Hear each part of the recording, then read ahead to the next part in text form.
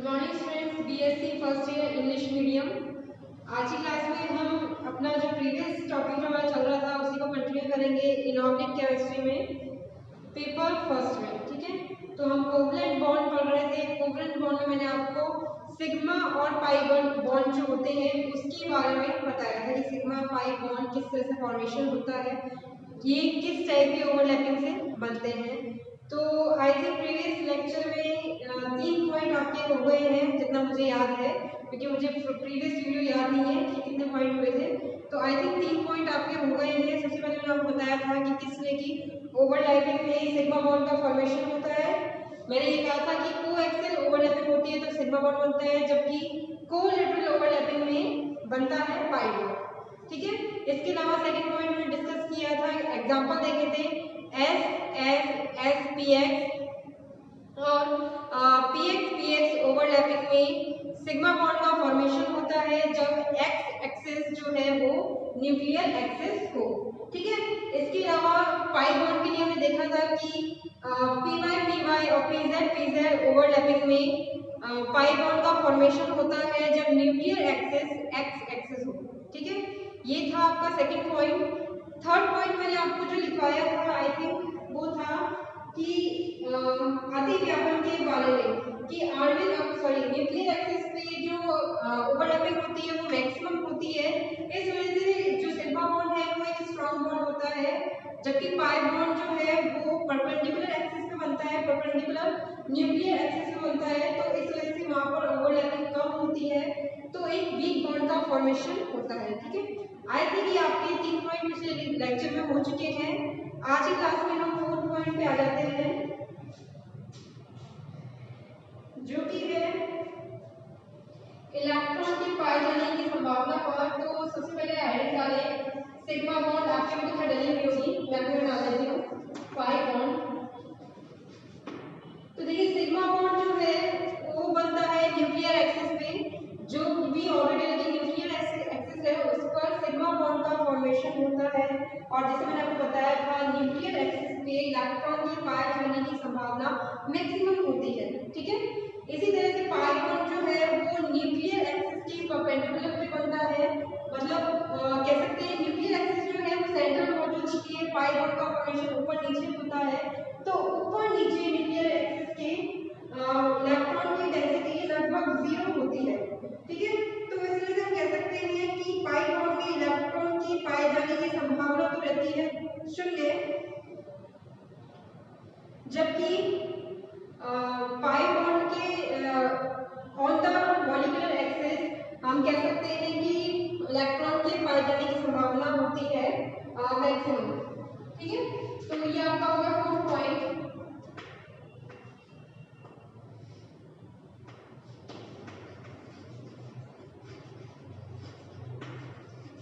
Probability of finding electrons on molecular axis is maximum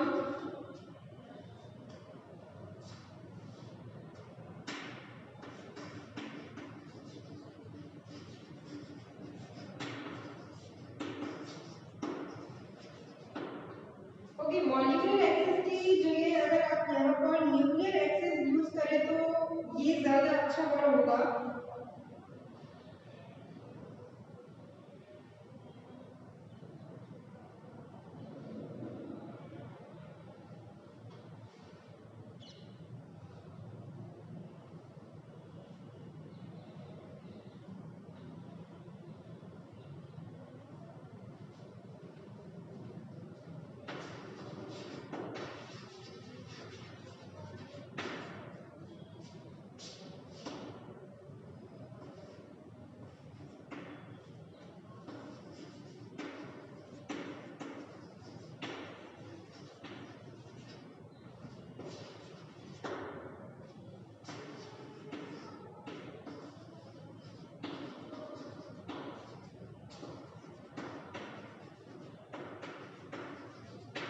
minimum होगी यहाँ पे 0 होगी। ठीक है, तो यहाँ पर आप सही वर्ड ये रहेगा कि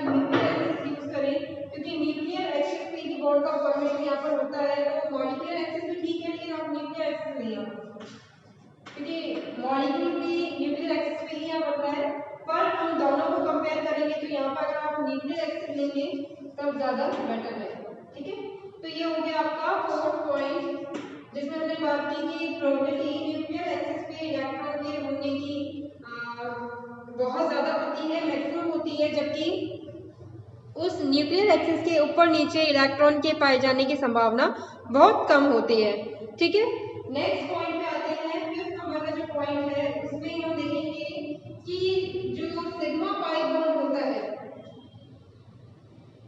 सिग्मा बॉन्ड बनता है दो एटम्स के बीच में, उसको रोटेट करके फ्री रोटेशन उसमें पॉसिबल है, जबकि जो पाई बॉन्ड होता है जब वो दो एटम्स के बीच में बनता है तो उसका फ्री रोटेशन नहीं हो सकता।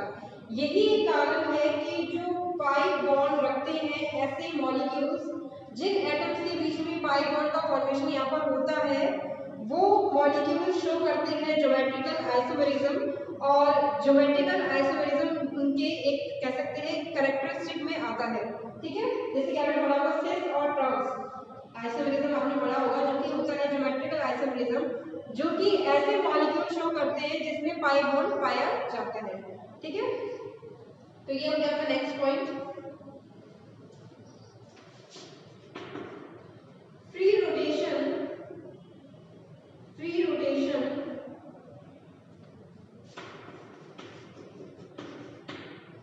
Free rotation of sigma bond is possible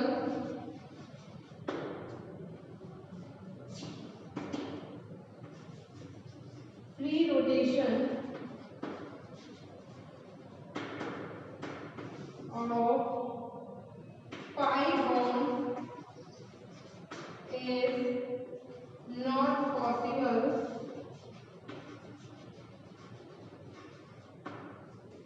that's why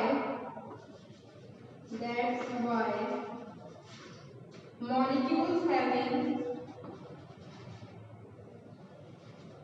having pi bond show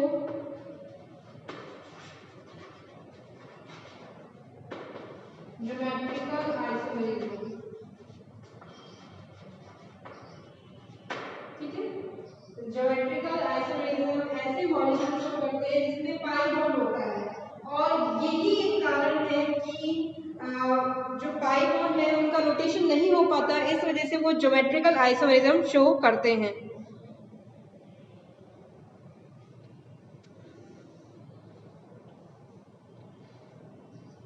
क्योंकि यहाँ पर देखिए मैं आपको एक चीज बताना चाहूंगी, देखिए वीडियो हम यहाँ पर बना रहे हैं तो कई बार ऐसा हो जाता है कि वीडियो की क्वालिटी जब अपलोड होती है तो वो लोअर क्वालिटी अपलोड होती है ड्यू टू टेक्निकल रीजन, कुछ भी हो सकता है। तो जो मैंने आपको यहाँ पर कुछ चीज़ लिखाई है, हो सकता है आपको वीडियो में वो चीज़ क्लियर नजर ना आ रही हो, जैसे मैंने यहाँ पर लिखा है प्रोबेबिलिटी, आपको ये वर्ड वीडियो में समझ में ना आ रहा हो तो देखिए जब भी मैं कोई वर्ड लिखती हूँ तो उसको मैं डिक्टेट भी कर रही हूँ साथ के साथ, तो आप कोशिश ये करिए कि जब मैंने डिक्टेट किया है तो अपने कानों को थोड़ा खुला रखें ताकि आपको सुनाई भी दे। ठीक है, वीडियो देख रहे हैं स्क्रीन के सामने आपको ये चीज़ नजर आ रही है, अब आप कहीं क्लियर नहीं दिख रहा है, तो भाई फैकल्टी ने वो चीज़ डिक्टेट भी तो की है, तो आप उस चीज़ से समझने की कोशिश करें कि यहाँ पर अगर आपको समझ में नहीं आ रहा है और मैंने ये कहा है कि प्रोबेबिलिटी लिखा है तो आपको प्रोबेबिलिटी लिखना है। ठीक है, तो इसको नोट करें।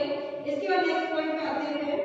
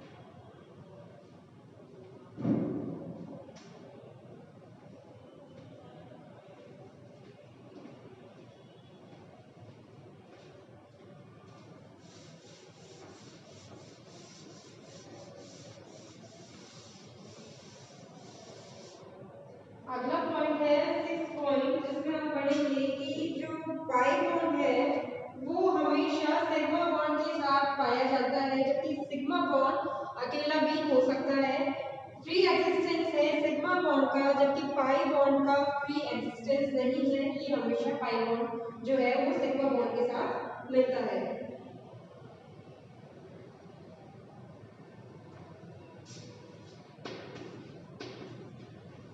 Free existence of sigma bond is possible.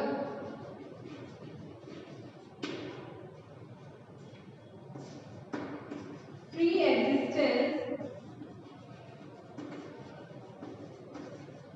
of pi bond is not possible. Not possible. It is present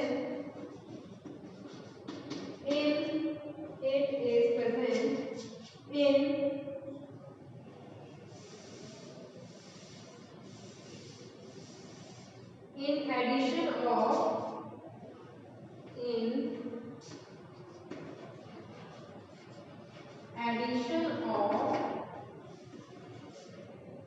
sigma bond. ठीक है, सिग्मा बॉन्ड के साथ ही पाया जाता है, पाई बॉन्ड अपना फ्री एक्सिस्टेंस नहीं रखता। ठीक है, तो जरूरी है अगर पाई बॉन्ड मौजूद है तो उस मॉलिक्यूल में सिग्मा बॉन्ड जरूर होगा, तभी पाई बॉन्ड बन सकता है, अन्यथा नहीं। ठीक है, ये हो गया आपका 6 पॉइंट, नोट करें। इसके बाद देखिए नेक्स्ट हम करेंगे लिमिटेशन ऑफ वीबीटी। लिमिटेशन इसलिए करेंगे क्योंकि मैं ये टॉपिक लिमिटेशन वाला टॉपिक अभी पहले कंप्लीट करवा देती हूँ।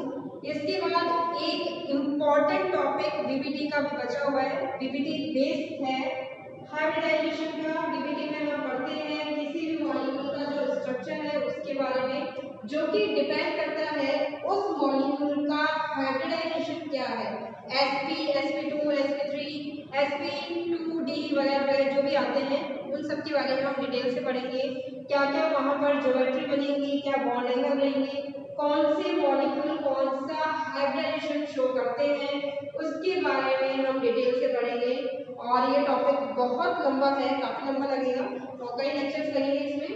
तो सबसे पहले हम इसको नोट करें, इसके बाद हम लिमिटेशन देखते हैं, उसके बाद हम स्टार्ट करेंगे हाइब्रिडाइजेशन और एक एक करके हम एक हाइब्रिडाइजेशन के बारे में पढ़ेंगे।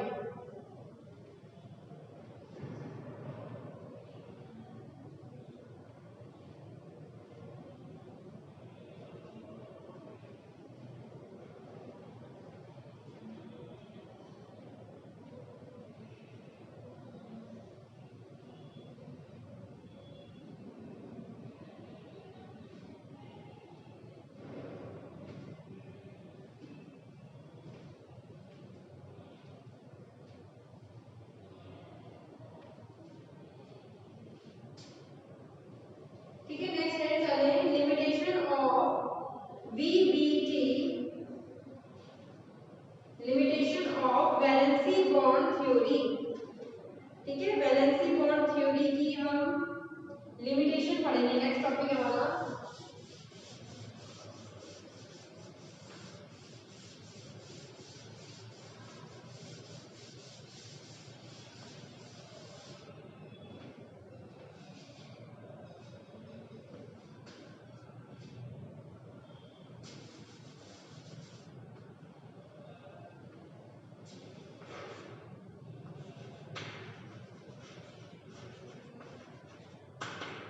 Limitation of VBT valency bond theory की लिमिटेशन है। ठीक है, हेडिंग डालें।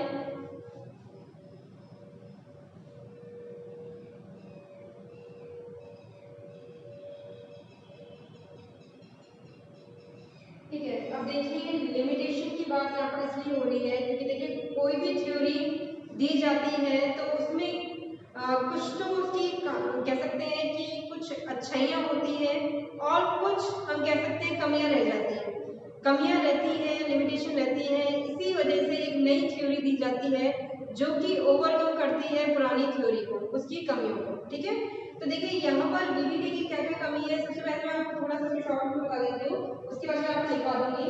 देखिए कुछ मॉलिक्यूल्स ऐसे हैं जो कि एक्स्ट्रा स्टेबिलिटी रखते हैं। ठीक है, जैसे कि है कार्बन मोनोऑक्साइड, नाइट्रोजन गैस। ठीक है, ये जो मॉलिक्यूल्स हैं उनकी एक्स्ट्रा स्टेबिलिटी होती है, ये काफी स्टेबल कंपाउंड्स होते हैं। तो ये इतने स्टेबल क्यों होते हैं ये बीबीटी ने नहीं बताया।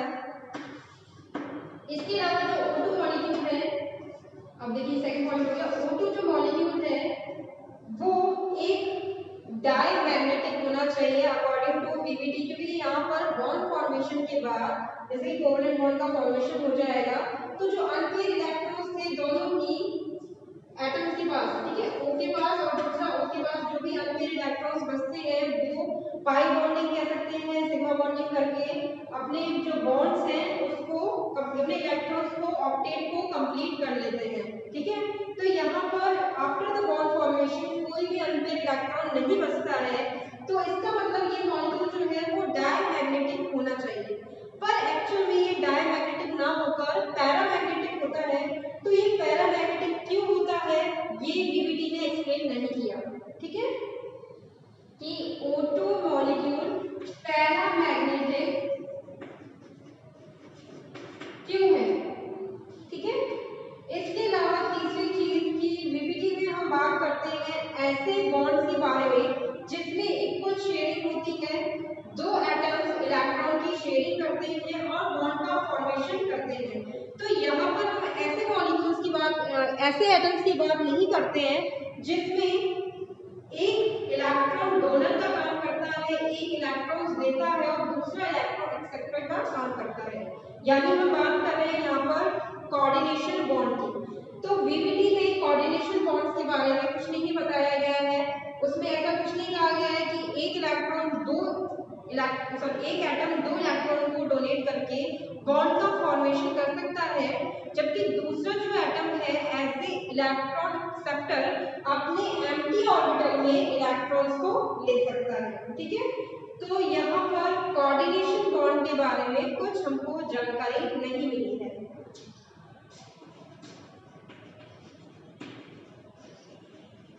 ये हो गई इसकी तीसरी लिमिटेशन, जिसमें कोऑर्डिनेशन बॉन्ड के बारे में कुछ नहीं बताया गया है। ठीक है, इसके अलावा देखिए चौथी लिमिटेशन में हम जानते हैं कि जो मॉलिक्यूल्स होते हैं उसमें कोवलेंट कैरेक्टर्स हमको दिखते हैं कि बॉन्ड जो है वो कोवलेंट बॉन्ड है, कोवलेंट कैरेक्टर है, इक्वल इलेक्ट्रॉन्स की शेयरिंग हो रही है। ठीक है, बट यहाँ पर जो मॉलिक्यूल्स होते हैं उसमें बॉन्ड्स में कुछ आयनिक कैरेक्टर भी होते हैं। उस आयनिक कैरेक्टर के बारे में कि कितना बॉन्ड में आयनिक कैरेक्टर है, जैसे कि कोई भी बॉन्ड का फॉर्मेशन हो रहा है, जैसे कार्बन कार्बन के बीच हम जस्ट एक एग्जांपल लेके चल रहे हैं, दो एटम्स हैं उनके बीच में बॉन्ड का फॉर्मेशन हो रहा है, तो ये बॉन्ड 100% कोवलेंट नहीं होता। फर्स्टली कोई बॉन्ड 100% कोवलेंट नहीं होता, तो इसमें कुछ आयनिक कैरेक्टर है। ठीक है, वो आयनिक कैरेक्टर कितना परसेंट है ये भी बीबीटी ने नहीं बताया कि कितना आयनिक कैरेक्टर कोई भी बॉन्ड रखता है।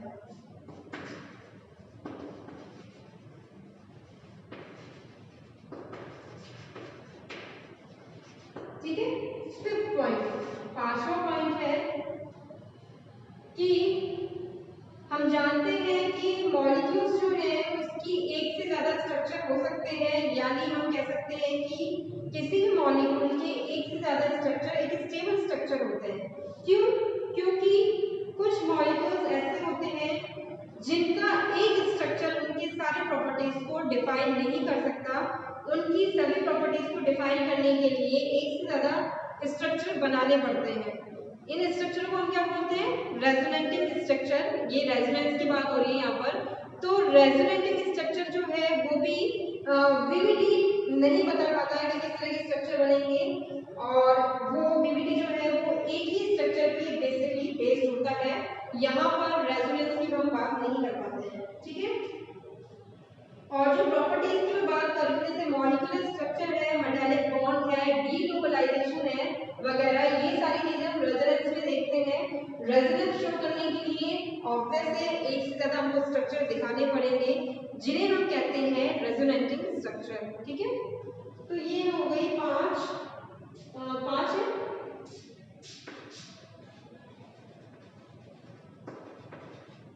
रेजोनेंस शो नहीं करता बीबीटी, और रेजोनेंस इसलिए जरूरी है क्योंकि कुछ मॉलिक्यूल्स के स्ट्रक्चर बताने के लिए उनमें जो मॉलिक्यूल्स हैं उनके स्ट्रक्चर है फर्स्टली तो, और रेजोनेंस बताता है कि आयनिक स्ट्रक्चर किस तरह का बन सकता है वगैरह वगैरह, और भी कई जगह इसकी रिक्वायरमेंट पड़ती है। तो एक एक करके मैं आपको इन पॉइंट्स के बारे में और डिटेल से लिखवा देती हूँ। मेटालिक बॉन्ड्स वगैरह हो गए, यहाँ सब जगह आवश्यकता पड़ती है।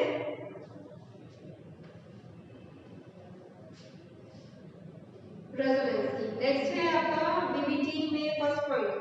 देखिए, this theory does not explain, first point है this theory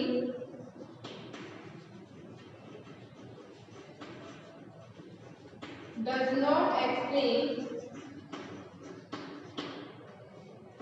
paramagnetic nature of O2 molecule।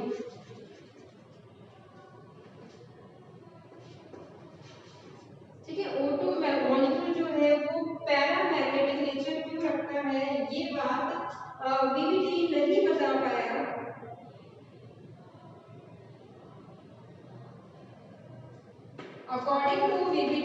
According to VBT, both oxygen atom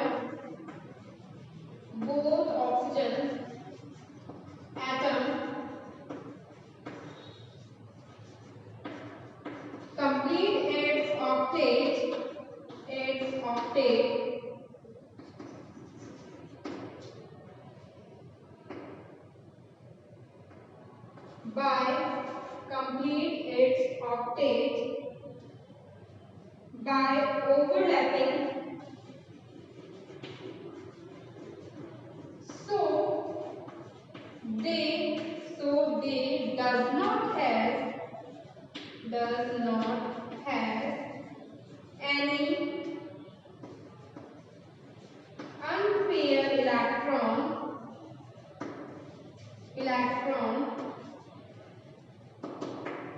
It must be diamagnetic,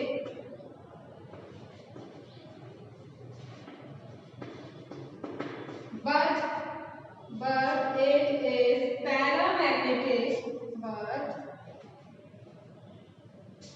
but it is paramagnetic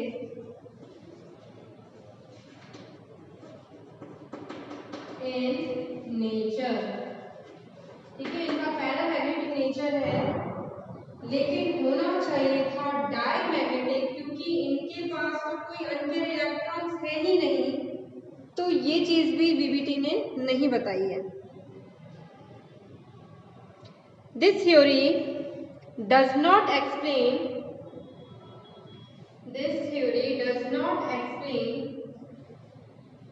paramagnetic nature of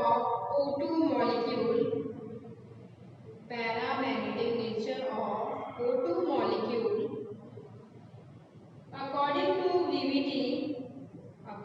to VBT, both oxygen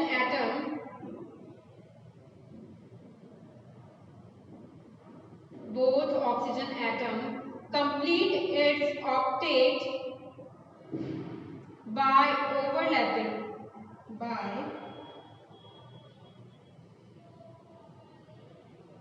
overlapping,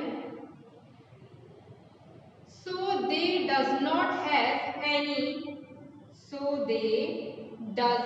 have any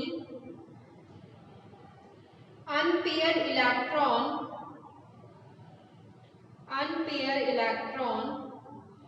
It must be diamagnetic but it is paramagnetic in nature.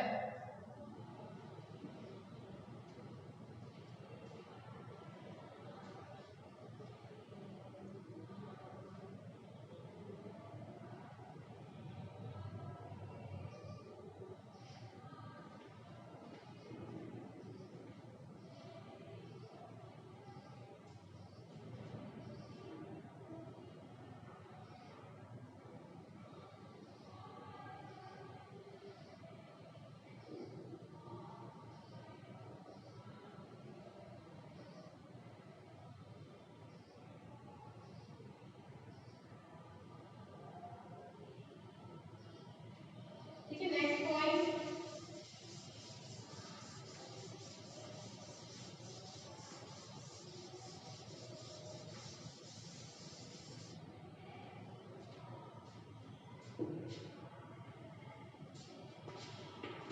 VBT explain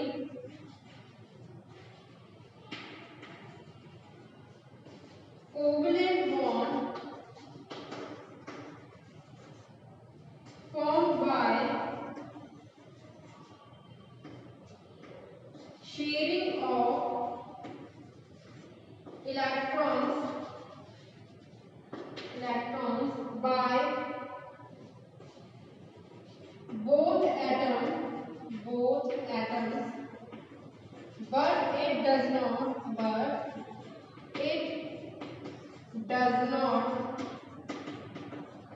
explain the bond formed by the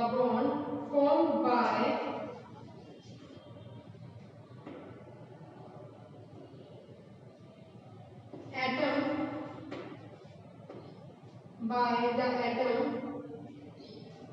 donating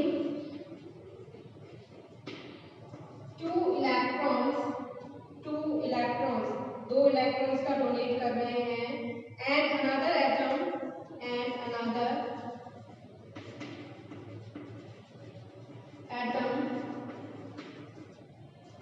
which act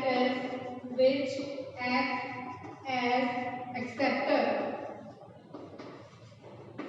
ठीक है, यहाँ पर हम relation की बात कर रहे हैं इलेक्ट्रॉन डोनेटर और एक्सेप्टर की, जहाँ पर कह सकते हैं coordination bond, that is about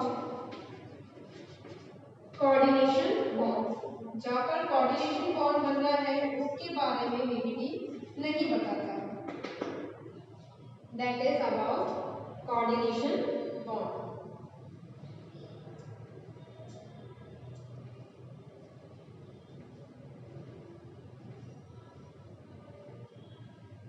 ठीक है, तो ये हो गया आपका नेक्स्ट पॉइंट, जिसमें हमने देखा कि जो VBT है वो कोऑर्डिनेशन बॉन्ड के बारे में कुछ नहीं बता रहा, वो सिंपल कोवलेंट बॉन्ड के बारे में बताता है, जो कि बनता है इलेक्ट्रॉन्स की शेयरिंग से। शेयरिंग मतलब इक्वल इलेक्ट्रॉन्स दे रहे हैं दोनों एटम्स, जबकि कोवलेंट बॉन्ड में क्या होता है, एक जो एटम है वो इलेक्ट्रॉन डोनेट का काम करता है, डोनेटर होता है, जबकि दूसरा इलेक्ट्रॉन एक्सेप्टर होता है। ठीक है, तो रिलेशन ही अलग हो गया। यहाँ पर कोऑर्डिनेशन बॉन्ड में एक तो दो इलेक्ट्रॉन देता है, दूसरा एम्प्टी पार्टिसिपेट करता है, जबकि कोवलेंट बॉन्ड में इक्वल शेयरिंग होती है। तो दूसरा वाला जो बॉन्ड है कोऑर्डिनेशन बॉन्ड, इसके बारे में VBT कुछ नहीं बताता है। ठीक है, तो ये हुए आपके दो पॉइंट लिमिटेशन में। नेक्स्ट पॉइंट जो है मैं आपको नेक्स्ट लेक्चर बताऊंगी, ये नेक्स्ट खत्म हो रहा है। Thank you.